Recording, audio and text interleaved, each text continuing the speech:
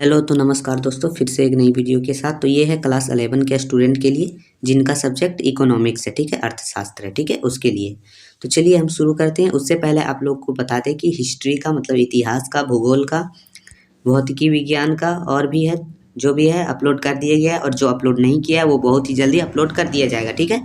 तो वीडियो को पूरा देखिए बिना स्किप किए, ताकि 40 क्वेश्चन में से एक भी क्वेश्चन आप लोग का ना छूटे और पूरा से पूरा 40 नंबर आप लोग उठा सके, ठीक है। चलिए हम लोग शुरू करते हैं। तो पहला क्वेश्चन है, निम्नलिखित में से प्रश्नावली की एक विशेषता कौन सी नहीं है, ठीक है। तो ये हम लोग का जो पहला का है वो आंसर हो जाएगा ऑप्शन नंबर बी हो जाएगा, ठीक है। प्रश्न में उत्तर का संकेत नहीं मिलना चाहिए, ठीक है। चलिए दूसरा क्वेश्चन देखते हैं। तो दूसरा क्वेश्चन बोल रहा है, सांख्यिकी का जनक किसे कहा जाता है, ठीक है। तो दूसरा का जो आंसर हो जाएगा इसका भी ऑप्शन नंबर 2 हो जाएगा, ठीक है, बी हो जाएगा, ग्रेट फ्राइड एकेनवाल, ठीक है, ये हो जाएगा ऑप्शन नंबर बी, ठीक है। चलिए अब चलते हैं। तीसरा क्वेश्चन जो हम लोग का बोल रहा है, अर्थशास्त्र जीवन के कारोबार के संदर्भ में मनुष्य का अध्ययन है, यह कथन किस अर्थशास्त्री का है। तो यह कथन जो है तीसरा का जो हम लोग का है ऑप्शन नंबर सी हो जाएगा, ठीक है, अल्फ्रेड मार्शल, अल्फ्रेड मार्शल, ठीक है। चलिए चलते हैं चौथा नंबर क्वेश्चन जो बोल रहा है, मुक्तोनकर मुक्तो मुक्तो उत्तर प्रश्न के संबंध में कौन सा कथन सत्य है, ठीक है। तो चौथा का जो आंसर हो जाएगा ऑप्शन नंबर ए हो जाएगा, सही व्याख्या करना कठिन, ठीक है।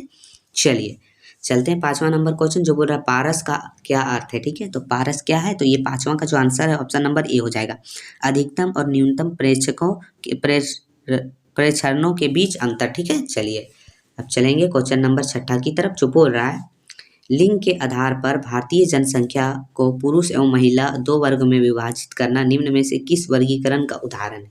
तो छठा का जो आंसर है ऑप्शन नंबर डी हो जाएगा, ठीक है, गुणात्मक, गुणात्मक हो जाएगा, ठीक है। अब चलिए चलेंगे हम लोग अगला क्वेश्चन सातवां जो बोल रहा है, किसी सारणी में पंक्ति शीर्षक का क्या कहा जाता है। तो ये हम लोग का जो हो जाएगा सातवां का ऑप्शन नंबर सी हो जाएगा, अवशीर्ष, ठीक है, अवशीर्ष।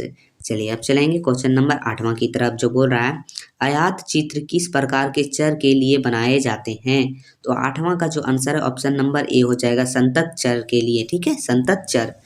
चलिए नौवां क्वेश्चन है, सभी प्रेरणों के मूल्यों के योग को प्रेरणाओं की संख्या से भाग देने पर प्राप्त भागफल को क्या कहा जाता है। तो नौवां का जो आंसर है ऑप्शन नंबर ए हो जाएगा, समांतर माध्य, ठीक है, ऑप्शन नंबर ए।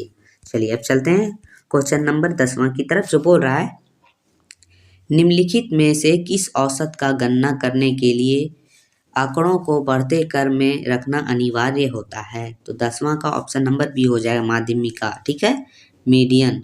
चलिए अब चलेंगे 11वां नंबर क्वेश्चन जो बोल रहा है, निम्नलिखित में से कौन सा औसत दिए गए आंकड़ों के 4 बराबर भागों में विभाजित करता है। तो 11वां का आंसर ऑप्शन नंबर सी हो जाएगा, चतुर्थक, ठीक है, चतुर्थक, ऑप्शन नंबर सी। चलिए अब चलेंगे 12वां नंबर क्वेश्चन जो बोल रहा है, मानक विचलन के संक्षेप माप को क्या कहते हैं, ठीक है। तो 12 का जो आंसर है ऑप्शन नंबर डी हो जाएगा, इनमें सभी, ठीक है।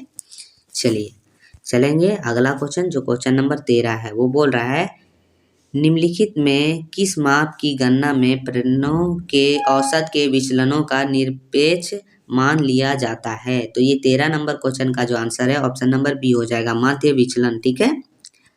चलिए अब चलेंगे क्वेश्चन नंबर 14 की तरफ जो बोल रहा है, यदि किसी आंकड़े का मानक विचलन 16 तथा समांतर मध्य 50 हो तो विचरण गुणांक का मान क्या होगा। तो ये हो जाएगा 32%, ठीक है, 32% हो जाएगा, आप लोग ध्यान रखिएगा। चलिए ठीक है, अब चलेंगे क्वेश्चन नंबर 15 जो बोला, सहसंबंध गुणांक दो चरों के बीच किस प्रकार के सहसंबंध का संख्यात्मक माप है।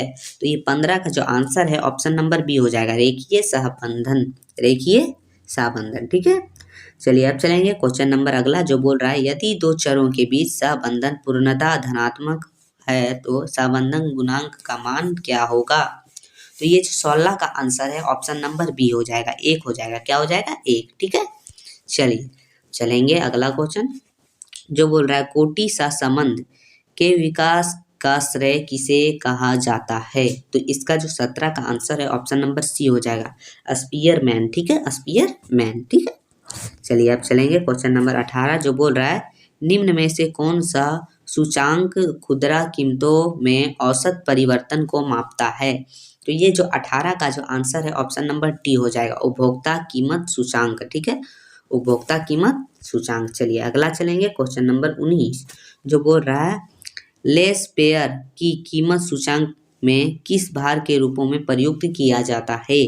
तो 19वां का जो आंसर है ऑप्शन नंबर डी हो जाएगा, आधार अवधि का मात्रा, आधार अवधि की मात्रा। ठीक है, चलिए चलेंगे अगला क्वेश्चन जो बोल रहा है मदों के संक्षेपित महत्व को बताने वाले सूचांक को क्या कहा जाता है। तो 20वां का जो आंसर है ऑप्शन नंबर डी हो जाएगा, इनमें सभी। ठीक है, ये सरल सामूहिक सूचांक, सरल मूल्यानुपात सूचांक, भारित सूचांक, मतलब तीनों। ठीक है, चलिए अगला क्वेश्चन देखेंगे हम लोग जो बोल रहा है अर्थव्यवस्था का प्राथमिक क्षेत्र किस से संबंधित है। तो 21वां का जो आंसर हो जाएगा ऑप्शन नंबर बी, कृषि से संबंधित है। ठीक है, प्राथमिक क्षेत्र।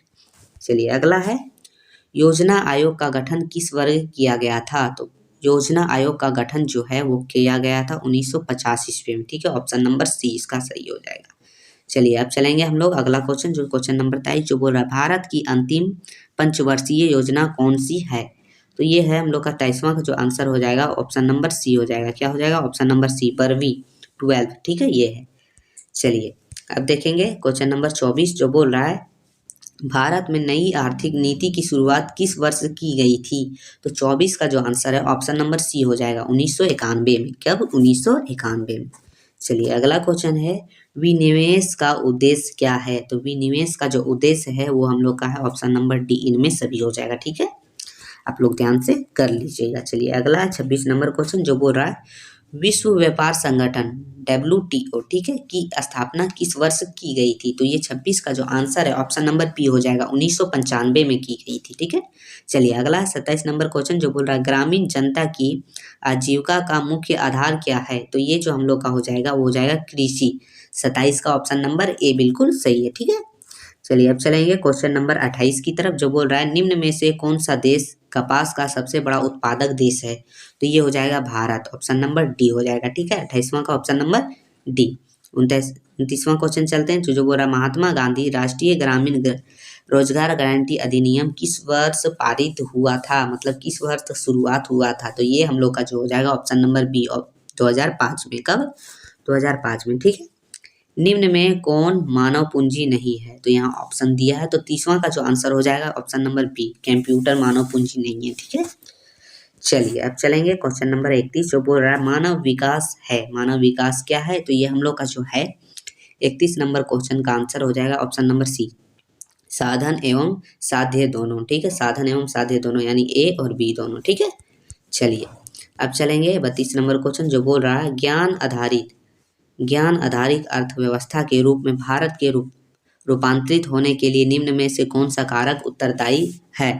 तो ये जो हम लोग का 32 नंबर का आंसर हो जाएगा ऑप्शन नंबर डी हो जाएगा, इनमें सभी। ठीक है, चलिए क्वेश्चन नंबर 33 की तरफ चलेंगे जो बोल रहा है आधारिक संरचना के अंतर्गत आता है। क्या आता है, आधारिक संरचना के अंतर्गत। तो 33 का आंसर भी हम लोग का ऑप्शन नंबर डी ही होगा, उपरोक्त सभी। ठीक है, चलिए अगला क्वेश्चन देखेंगे 34 नंबर क्वेश्चन जो बोल रहा है क्षेत्रीय ग्रामीण बैंक की स्थापना किस वर्ष हुई। तो 34 का आंसर है ऑप्शन नंबर बी हो जाएगा। ठीक है, 1975 ईस्वी में हुई थी। ठीक है, 1975। चलिए 35 नंबर क्वेश्चन है जो बोल रहा है ग्रामीण संबल का अनुपात शहरी संबल की तुलना में तो खाली स्थान है तो क्या है, कम है, अधिक है या क्या है। तो ये हम लोग का जो हो जाएगा 35वां का आंसर ऑप्शन नंबर बी, 35वां का ऑप्शन नंबर ए हो जाएगा, सॉरी। ठीक है, ऑप्शन नंबर ए हो जाएगा, क्या हो जाएगा, अधिक है। क्या है, अधिक है। ठीक है, चलिए अब चलेंगे क्वेश्चन नंबर 36 जो बोल रहा है ईंट निर्माण कार्य में कार्यरत व्यक्ति के रोजगार को खाली स्थान कहा जाता है। तो क्या कहा जाता है। तो 36 नंबर का जो आंसर है ऑप्शन नंबर सी हो जाएगा। ठीक है, दिहाड़ी मजदूर कहा जाता है। ठीक है, दिहाड़ी मजदूर। चलिए अगला देखेंगे क्वेश्चन नंबर 37 जो बोल रहा है इनमें से कौन ऊर्जा का गैर परंपरागत स्रोत है। गैर परंपरागत स्रोत क्या है। तो वो है सौर ऊर्जा। क्या है, सौर ऊर्जा, ऑप्शन नंबर सी एकदम सही हो जाएगा। चलिए 38 नंबर क्वेश्चन देखेंगे इनमें से कौन स्वास्थ्य के निर्धारण का सूचक है। तो ये हम 38 नंबर का जो आंसर हो जाएगा ऑप्शन नंबर ए हो जाएगा, शिशु मृत्यु दर। क्या है, शिशु मृत्यु दर। 39 नंबर क्वेश्चन हम लोग का बोल रहा है जैविक खाद की खेती के लिए सबसे उपयुक्त क्यों माना जाता है। तो ये क्यों माना जाता है, क्योंकि इसमें जो है रासायनिक पदार्थ नहीं है। ठीक है, इसमें रासायनिक पदार्थ नहीं है, ऑप्शन नंबर सी बिल्कुल सही है। ठीक है, अब चलिए हम लोग देखेंगे क्वेश्चन नंबर 40 जो बोल रहा है सार्क का गठन कब हुआ, ठीक है, सार्क का गठन कब हुआ, तो इसका हो जाएगा 8 दिसंबर 1985, ठीक है। तो ये हम लोगों का हो गया 40 क्वेश्चन हम लोगों ने कर लिया किसका, इकोनॉमिक्स का, अर्थशास्त्र का, ठीक है। तो वीडियो थोड़ा सा भी हेल्पफुल और अच्छा लगा हो तो चैनल को सब्सक्राइब कर लीजिए ताकि आपका एग्जाम में एक भी क्वेश्चन ना छूटे और आप 40 में से 40 क्वेश्चन का उत्तर अच्छे तरीका से दे सके, ठीक है। तो फिर मिलते हैं आगे की वीडियो में, तब तक के लिए धन्यवाद।